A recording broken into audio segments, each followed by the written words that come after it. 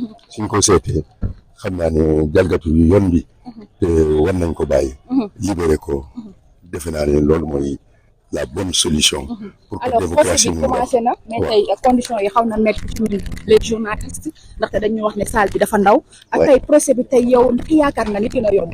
oui procès bi ay magistrats yi nga xam ne xam nañ si liggéey dañu war a examiner li nga xam ne procureur bind na ko su fekkente ne am na refus d'obtempérer su fekkente ne am na rébellion ñu seet ko te xam ne dinañ ko seet ci professionnalisme suñ ko defee defe naa ne Bougane démb seet si na ko dem naa prison waxtaan nañu ban état la nekk. ci condition bi nga xam ne xelam daal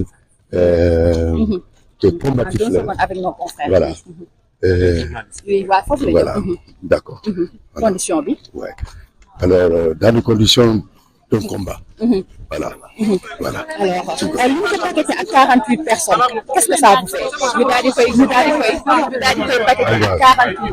on va parler avec lui discuter avec lui en échangeant avec lui j'ai trouvé que c'est un homme qui est décidé et qui est prêt à venir défendre sa liberté devant le tribunal.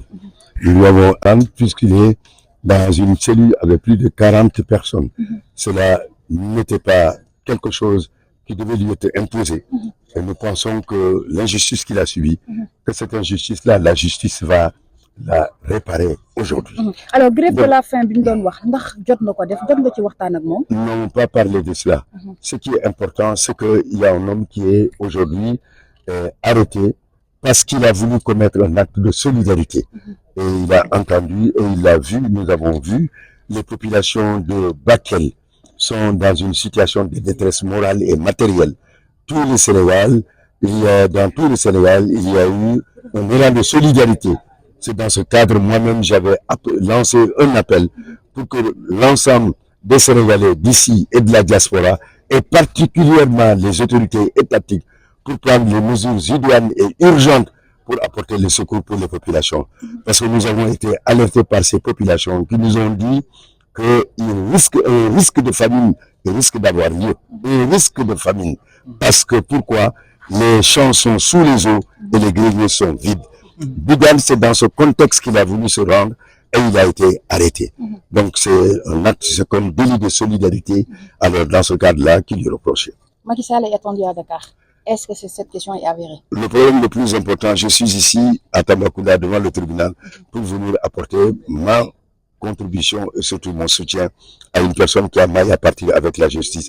Cela met mal la démocratie sénégalaise, qui n'a pas besoin, dans des contextes que nous faisons pendant de longues années, des élections. Nous devons laisser chaque citoyen pouvoir s'exprimer et laisser le peuple trancher, dont le verdict va s'imposer à chaque. dama gis foofu ki nga xam ne il est mu ngi ci disposition pour défendre liñ ko jiñ nee na moom Bougane mosul jalgati yoon ndax buñ ko bëgg a arrêté nee naa leen su fekkente ne da ngeen xalaat que dama def li nga xam ne dafa nangu ak luy jalgati yoon maa ngi nii arrêté leen ma nekkul ci dans un esprit li nga xam ne de rébellion ou de refus d'obtempérer nee na ma tamit foofu cellule bi nga xam ne foofu la nekk cellule boobu il y a plus de 40 autres personnes te loolu defe naa ne conditions yooyu métti na te moom am na garantie de représentation lii yëpp suñ ko jaralee parce que la détention ça devait être essentiellement quelque chose qui doit intervenir parce que la liberté dans notre système c'est ce qui doit prévaloir. Fu mu toll nii on sait qu'il a une bonne garantie de représentation mënoon nañ ko convoquer mu ñëw librement et pouvoir participer à ce procès. li ñu ko téye tey xalaat nañ ko mën nañu suñu basé ci moom lu mu wax ak lu ñu bind mën nañ am espoir que dinañ ko bàyyi tey et cela est tout à fait normal.